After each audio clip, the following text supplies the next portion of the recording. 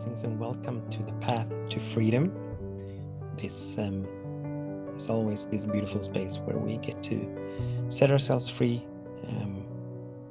to be who we are, to be what we are, to allow for more and more and more of the truth of the essence of who we are, that which we inherently are, that which we innately are, to be revealed, to be expressed in terms of peace, in terms of love, in terms of wholeness, in terms of harmony, in terms of abundance, in terms of beauty, in terms of creativity, intelligence, and all these beautiful qualities. As we're walking this, my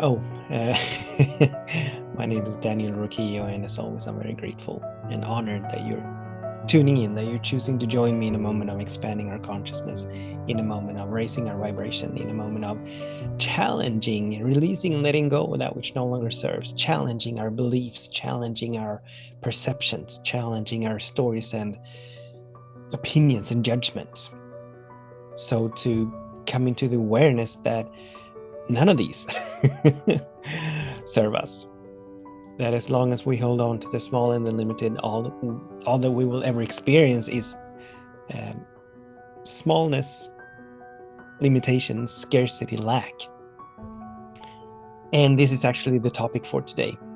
The topic for today is going beyond the impossible, or something to that effect. And I was having a conversation recently with an individual, and they were sharing with me about a physical condition that they have. And they were sharing, obviously they had a name for it, and they were sharing the general consensus as to the prognosis of this particular condition, and that it was a lifelong condition. And this individual mentioned it fleetingly. However, that provided a beautiful opening for us to begin to have a conversation around the topic for today, around what we believe to be possible, what we believe to be the norm, what we believe to be the truth, what we believe to be what is. Coming back to this loving presence that is all there is. This loving presence that knows nothing of limitation, that knows nothing of lack, that knows nothing of impossibilities, that knows nothing of probabilities, that knows nothing of logic or reason. This loving presence that is infinite, meaning that there is no ending to it. And as it is infinite, it means that creation is infinite. As this loving presence is all there is, and as each and every single one of us is a unique, perfect, whole, complete expression, emanation of this loving presence, as it is infinite, it means that we are infinite. As infinite possibilities are its nature, it means that we are all living, moving, and swimming, and running, and having our beingness in infinite possibilities. So what we perceive to be impossible, that's our perception. That's our judgment. That's our opinion about that which is. In reality, in truth, there is no such thing. There is no such thing. There are people that have lost limbs, that have had them grown back. People are being healed from what are called terminal diseases all of the time. So-called miraculous healings are happening all of the time. Miracles, not only in terms of physical conditions, but in every aspect of our lives. Miracles happen all of the time, and they happen because we're open and available, because we are receptive to them.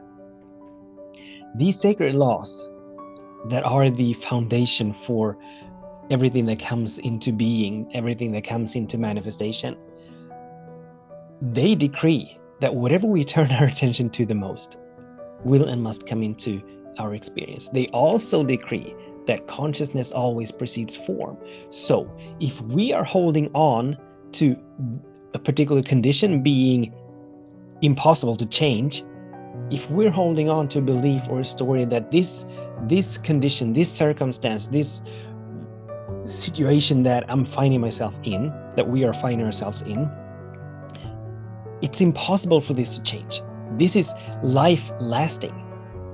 This is going to be like this for forever until we leave this planet. If that's our perception, if that's where we're turning our attention, if that is what we are limiting our consciousness to, hey, consciousness always precedes form.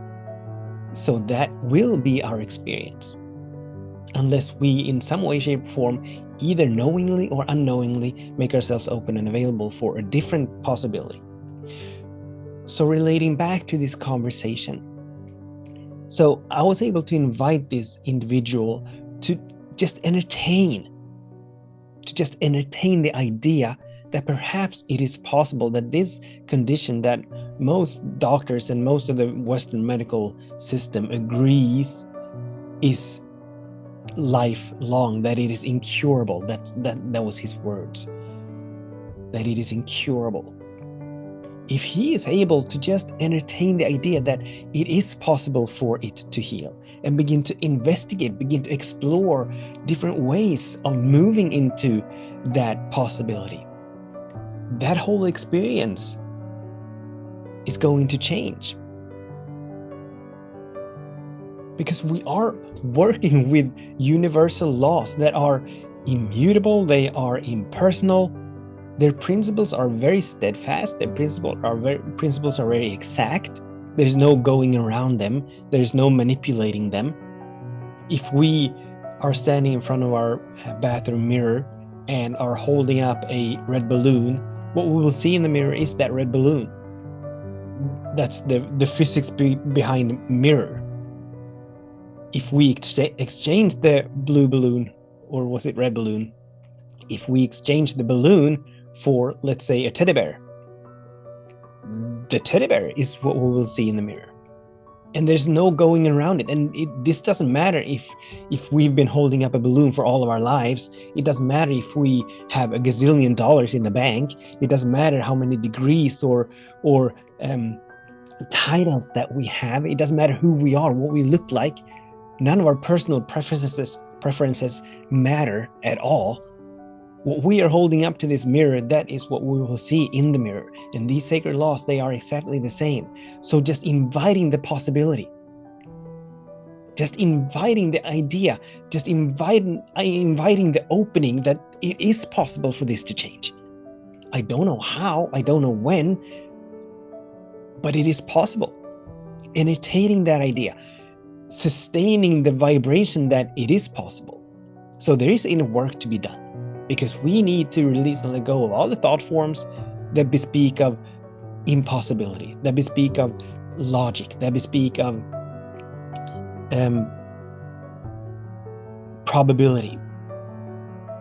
Like I have a friend who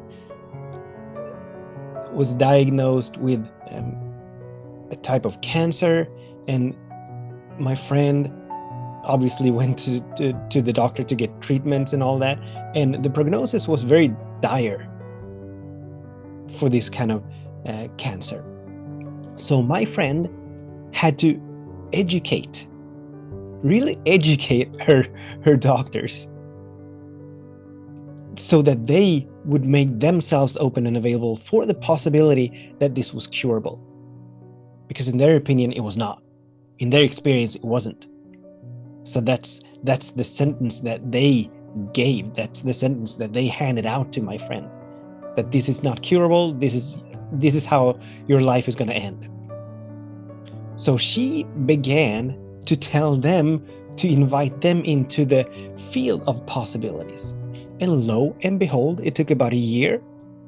And what the doctors believed to be what the doctors believed to be impossible vanished, dissolved. It healed. It is no more. Simply because they were entertaining, they moved into the field of They moved out of the field of impossibility. They moved into the space, into the consciousness of possibility. So the invitation for us is to explore the various stories and beliefs that we hold as to what is possible. Actually, as to what is not possible. Conditions, circumstances that we have in our lives that we may perhaps have had for many, many years, where we believe that it is not possible for this to ever change. And to invite in the feeling tone that it is possible, that it is possible. Now, this conversation that I had with this individual, it was just recently. The opening happened. This individual was willing to move into possibility. There was a bit resistance. There were structures within this individual that wanted to hold on to the impossibility, that wanted to hold on to the feeling tone that this is something that I got to live with for the rest of my life. But eventually, the opening happened, where they moved into, all right, I'm not sure I believe it, but at least I'll hold it possible for this to change. I'm not going to say that it is impossible. We'll see what happens, because the work that we need to do is to sustain this feeling tone that it is possible. Holding it just once and then forgetting about it and allowing the impossibilities to hijack us and to once again hold us hostage, that may not be enough. But we need to sustain the vibration. We need to sustain the vibrational alignment with the possibility. Moving ourselves into the higher levels of vibrational alignment, where we either the fourth level, the third level, where we wish and hope that it is possible, the fourth level, where we believe that it is possible, the last and the fifth level is where we absolutely know, not only that it is possible, but when we know that it is done. It's already happened in the infinite mind, and it is now demonstrating and manifesting itself in this dimension. It's not something that is going to happen. It is not something that some future moment will bring, but it is happening now. So that's the highest level of vibrational alignment. But just moving ourselves out of impossibility into possibility, that's a huge step. And that's all that is needed for these sacred laws to begin to orchestrate and design, to begin to move people and places and things around for this new possibility to emerge. We've locked on to something different, and the sacred laws go immediately to work on our behalf. They're always working on our behalf in the sense that they're always working with where we turn our attention to the most. So as we begin to turn our attention more toward that this is possible, it is possible for this to change. It is possible for this to come into manifestation. It is possible for this to come into my experience. As we live more there, as we hang out more in those vibrations, in those higher vibrations, in that consciousness, then they are working on our behalf, in a manner of speaking. So the invitation for us is to become aware of where we're holding on to impossibilities, and then invite in the possibility that this might actually change, that there might be something different here for us, a different experience, a different condition, a different circumstance. And the questions then, as so often, now that I believe that this is possible, what choices can I make that are in alignment with this possibility? What choices can I make that serve the emergence of this possibility, this up-leveled possibility, so that we constantly are moving ourselves in that direction? So that's the invitation. Those are the questions. Thank you so much for tuning in, for participating. As always, if this resonates with you, I invite you to share this with others who you feel might benefit from hearing this. And until we meet again, I bless all of our days, and I bless all of our ways, in the full knowing that it is possible, in the full knowing that all is well, that something wonderful is happening, and that everything is working for our highest good. Much love and many blessings. Namaste.